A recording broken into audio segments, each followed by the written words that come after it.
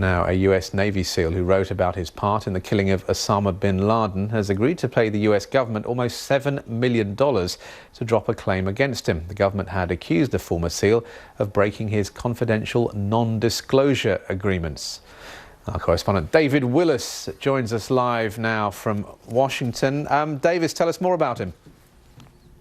Well, they've been wrangling about this for some time, Jamie. Matthew Bissonnette arguing that his book didn't reveal any classified information. The US government, for its part, saying that under the secrecy agreement that he signed as a US Navy SEAL, he was obliged to present this manuscript to his superiors before sending it off for publication. Well, now, of course, it subsequently became a huge bestseller, and Matthew Bissonnette has decided to settle this issue with the US Justice Department at quite some price, forfeiting all of the royalties that he's received up to now for this book and all the royalties he would receive in the future. He's also agreed to pay the US government for the speaking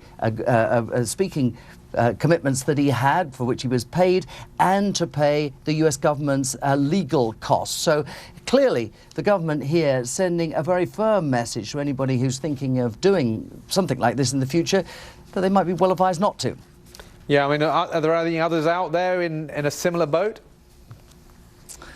There may be, and you know what? It's interesting, this whole thing, Jamie, because there's been an accusation of double standards here on the part of the US government, because military officials are known to have briefed the screenwriter of the film Zero Dark 30 about quite intricate details of the raid on Osama bin Laden's compound, and that film was made with the benefit of that information. Some are saying that clearly it's okay for the government to reveal these sort of details, but not for somebody who, after all, at the end of the day, risked his life as part of this operation to do the same.